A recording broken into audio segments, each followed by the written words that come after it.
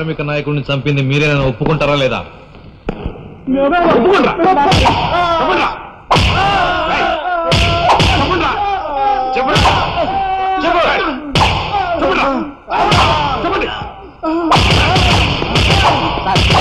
వచ్చారు సార్.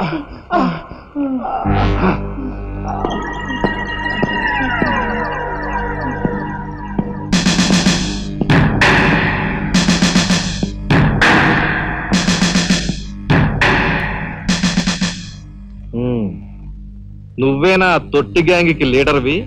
తొట్టి గ్యాంగ్ కాదు, అనుకుంటే ప్రాణాలు తోడే గ్యాంగ్. ప్రాణాలు తోడే గ్యాంగ్. అందుకే ఆ కార్మిక నాయకుడు ప్రాణాలు తోడేశారు, అవునా? ఏమిటి? మర్యాదగా నేరం ఒప్పుకో, లేకపోతే మేమేం చేస్తాం మాకే తెలియదు. మీకే తెలీదా? పాపం ఆయనకే తెలియదంట.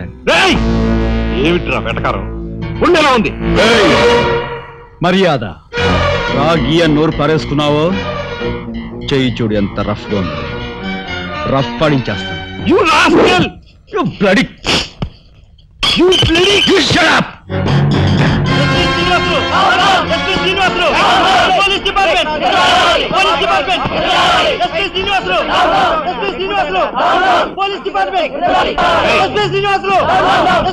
సార్ ఆగాలి. కార్మిక నాయకుడిని చెప్పింది ఏకాంబరమేనని నేను జర్నలిస్ట్ గా పేపర్ లో రాశాను కూడా. ఆ విషయం ఊరందరికీ తెలుసు. అయినా మీరు ఎందుకు యాక్షన్ తీసుకోరు? ఏమిటా కబుర్లు చెప్తున్నావు? కబుర్లు కాదు, జనం దగ్గర ఉన్నవి కంకర్రాళ్ళు. ఒక కార్మిక నాయకుడు దారుణంగా హత్య చేయబడితే మీ డిపార్ట్మెంట్ ఏం చేస్తుంది అని ఈ జనం మిమ్మల్ని నిలదీయడానికి వచ్చారు. దోషుల్ని లోపల పెట్టి తగిన విధంగా శిక్షించి అసలు విషయం రాబడుతున్నాం. ఇందులో మీరు వచ్చారు. ఎవరండి దోషులు? నిరుద్యోగులైన యువకులు మీ పోలీసు వాళ్ళకి దోషుల్లా కనిపిస్తున్నారా? నిజమైన దోషులు ఎవరో నేను చెప్తాను. నా దగ్గర కొన్ని ఆధారాలు ఉన్నాయి. మీకు చావుంటే చేయగల దమ్ముంటే వాళ్ళని పట్టుకోండి. అంతేకాని అమాయకులు నిర్బంధించి రాక్షసంగా ప్రవర్తిస్తే మా పత్రికా లోకం చూస్తూ ఊరుకోదు. నిజాన్ని నిర్భయంగా రాసి దేశానికి సార్ చెప్తుంది. శభాష్ మిస్టర్ దాశరథి, మీలాంటి జర్నలిస్టుల వల్ల నిజంగా దేశానికి ఎంతో మేలు జరుగుతుంది. Thank you very much. నిజాలు తెలుసుకోకుండా ఇలా పశువులా ప్రవర్తించి మీ పోలీస్ డిపార్ట్మెంట్ పరువు తీకు. సిగ్గుచేటు. పోలీస్ డిపార్ట్మెంట్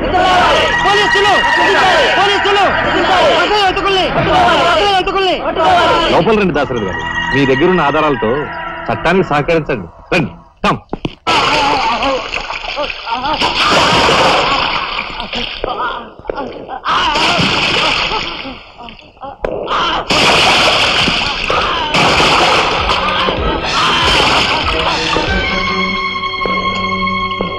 ఏమయ్యా జర్నలిస్టు, నాలాంటి వాడితోనూ ఎస్పీతోనూ తగువ పెట్టుకుని ఎందుకయ్యా చావు కొని తెచ్చుకున్నావు? మనిషిని చంపటం ఆటవికం. You are right. అందుకేనయ్యా నువ్వు అంటే నాకు చాలా ఇష్టం. చచ్చిపోయే ముందు కూడా ఇలా రెచ్చిపోవడం దేశంలో ఎంతమందికి సాధ్యం? తమ్ముడు, వీడు దేశానికి పనికొచ్చే జర్నలిస్ట్ లా ఉన్నాడు. వదిలిపెట్టేద్దామా? ఊరుకోనయ్యా. మనల్ని ఎండగట్టి వాడి పేపర్ సర్క్యులేషన్ 3,000 నుంచి 30,000 పెంచుకున్నాడు. చాలా. తమ్ముడు చెప్పింది నిజమే. మమ్మల్ని బజారుకి ఇచ్చి నీ పేరు ప్రతిష్టలు పెంచుకున్నావు. మరి మా పరువు ప్రతిష్టలు కూడా మేము కాపాడుకోవాలి కదా. అయినా మనిషిని చంపేయడం అంటే సరే కానీ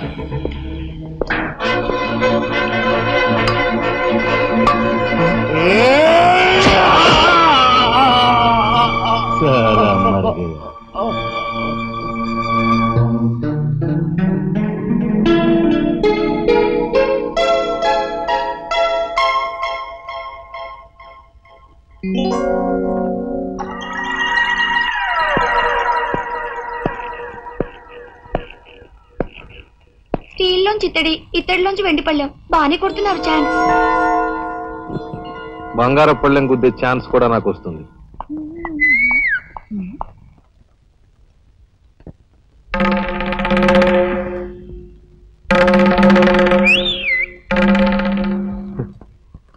ఏమిటా చూపు? నేను మావాడు ఒకేలా ఉన్నావునా? అదంతేలే. అవును, నీకు మావాడంటే చెయ్యిలా చూపించి నాలుగు మడత పెట్టి చెయ్యి చూసావా ఎంత రఫ్ గా ఉందో? రఫ్ ఆడించేస్తాను, జాగ్రత్త. నువ్వు అంటుంటే నాకు ఉంటుంది. మరి అయితే ఇంకా ఆలస్యం ఎందుకు? నువ్వు కూడా రఫ్ ఆడించే. మా ఇంటి ఆడొస్తుంది.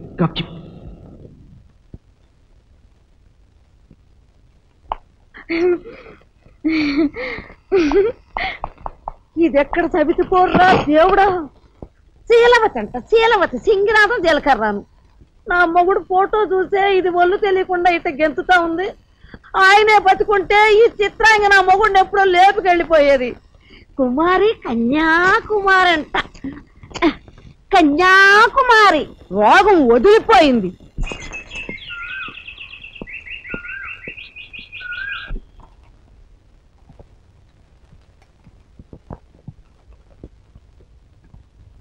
అన్నయ్య,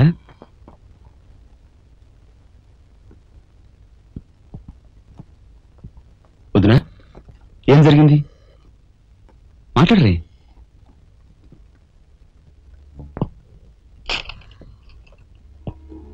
అన్నయ్య, ట్రైన్ ఛార్జీల వరకు డబ్బు నాకు అందింది కనుక ఢిల్లీ బయలుదేరి వెళ్తున్నాను. ఇన్నాళ్ళ నుంచి మన కుటుంబ బరువు బాధ్యతలను ఒక్కడమే మోస్తున్నావు. నేను ఐఏఎస్ పాస్ అయి నీ బరువులో పాలు పంచుకోవాలనుకున్నాను. ఇంకా 5 రోజులు గడువు ఉంది. ఈ 5 రోజుల్లో మీరు నాకు ఆ అవకాశం ఇవ్వలేకపోతే మన కుటుంబ బరువు బాధ్యతల్లో పాలు పంచుకోకపోగా నేను మీకు అదనపు బరువును అవుతాను. అది నాకు ఇష్టం లేదు.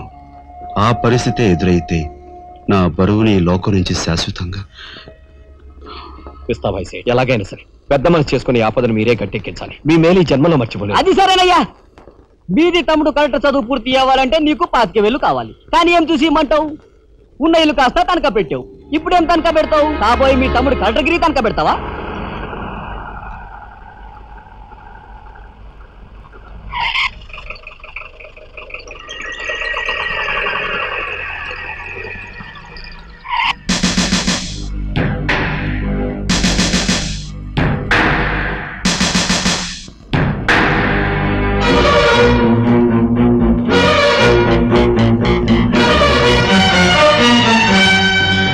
జీపెక్కు. ఎందుకు ఎక్కాలి? It's my request. నీతో చిన్న పని ఉంది. కమాన్.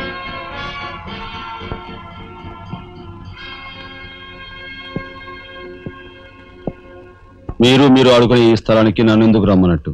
ఈ ఆటకి మన జీవితానికి చాలా దగ్గర సంబంధం ఉంది కాబట్టి. ఈ రెడ్ బాల్స్ ఉన్నాయి చూసావు, ఇవి మామూలు జనం అన్నమాట. ఇక ఈ pink, blue, black, yellow, brown, green ఇవన్నీ సిటీలో కాస్త పలుకుబడి ఉన్న వ్యక్తులు. ఇకపోతే ఈ వైట్ బాల్ నేనన్నమాట. ఇందులో ఏ బాల్నైనా కదిలించే కెపాసిటీ, కావాలనుకున్న కార్నర్లోకి తోసేసే కెపాసిటీ ఈ తెల్ల బంతికి ఉందన్నమాట. అంటే నాకు. దీన్ని తెల్ల బాలు అంటారు, క్యూ బాల్ అంటారు. ఓహో, ఓసారి క్యూ ఇటిస్తారా? దగ్గరగానే ఉందిగా, తీసుకో. నేను అడిగింది ఆ క్యూని. నువ్వట. రా రా. Yeah yeah. వచ్చాను. ఏం కావాలి? నేను అడిగింది ఈ క్యూని, నిన్ను కాదు. ఎంతో శక్తివంతమైన ఈ క్యూ బాల్ను సైతం కదిలించే శక్తి ఈ క్యూకుంది. అంటే నేను ఈ క్యూ లాంటి వాడిని. నీ తసారావులో పడ్డు ఎస్పీ, మా బలెంటోని తెచ్చావయ్యా. నాకు నచ్చాడు. సర్లే, మంచి కెపాసిటీ ఉన్న క్యాండిడేట్. కళ్ళు మూసుకుని ఉద్యోగం ఇచ్చేయచ్చు. చూడబాయ్, నేను చెప్పే ప్రతి పనికి ఓ రేట్ ఉంటుంది. Fixture rate. ఎవరి కష్టాతీత ఉంచుకోరు. Spot payment. ఫైటింగ్కి వెళ్ళావనుకో 1000 రూపీస్. కాలో చెయ్యో తెచ్చావనుకో 5000 రూపీస్. లైఫే తీసేసావనుకో 10,000 రూపీస్. Spot payment. మందు పొందు బేట. ఓకే? అంటే నాకు ఇచ్చేది గూండా ఉద్యోగం కాదు, గవర్నర్ గిరి. చేస్తావా? గూండాయే, కాకపోతే నంబర్ 1 గూండాగా కాస్త రెస్పెక్టబుల్ గా చూస్తావయ్యా. చూడండి, నేను ఫైటింగ్ పెడతాను. ఎప్పుడో చెప్పనా? న్యాయం అన్యాయం అయినప్పుడు. కాలో చేయో తీస్తాను. అదెప్పుడో చెప్పనా? ధర్మం అధర్మం అయినప్పుడు. లైఫ్ తీవాల్సి వస్తే తీస్తాను. అదెప్పుడు? మీలాంటి వాళ్ళు ఇలాంటి వాళ్ళు కలిసి బరి తెగించి కిరాతకులైనప్పుడు. ఓర్ని తసారావుల బొడ్డు బాలేంటోడే బాబు వీడు. ఇంటి మొగుడికి ఎక్కువ, రంకు మొగుడికి తక్కువ అన్నట్టున్నాడు. నాకేం నచ్చలేదు, మనకేం అక్కర్లేదు. నాకు అసలు నచ్చలేదు. ఏమిటయ్యా ఇది? మంచి చట్టం లేకుండా. ఆ మాట అడగాల్సింది నేను. కట్టుకున్న మొగుడు పెళ్ళాన్ని బ్రోతల హౌస్ కు తీసుకెళ్ళడం ఎంత నీచమో, పోలీస్ ఆఫీసర్ ఒక పౌరుని ఇలాంటి గూండాల కొంపు తీసుకురావడం అంతకంటే నీచం. సిగ్గుండాలి.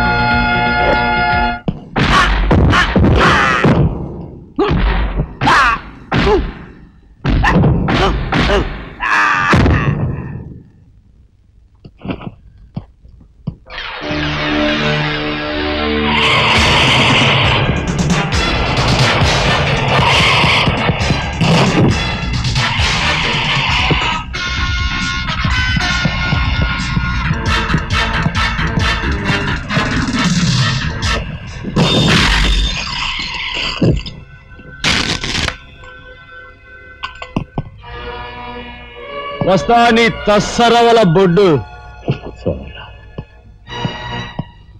అన్నయ్య ఇక లాభం లేదు. పండేసేనా? చెయ్యి తెగిందని కత్తి పారేసుకుంటామా కనకాంబరం? వాడి కెపాసిటీ ఏమిటో కళ్ళారా చూశాం గనక వాడిని బ్రతిమాలో బామాలో బెల్లించో నెమ్మదిగా మన అండర్లోకి తెచ్చుకోవాలి, అంతేగాని ఖర్చు పెట్టేయకూడదు. నిజమే, అలాంటి కెపాసిటీ ఉన్నవాడిని ముసలి వాళ్ళైతే పెంచుకోవాలి, పడుచు వాళ్ళైతే ఉంచుకోవాలి. ఓసిని తస్సరవల లడ్డు మరి పెద్ద పెద్ద డైలాగులు చెప్పేస్తున్నావు. ఇంతకీ నీ కెపాసిటీ యాస్ట్రోకి ఎక్కువ, డస్ట్బిన్ కు తక్కువ.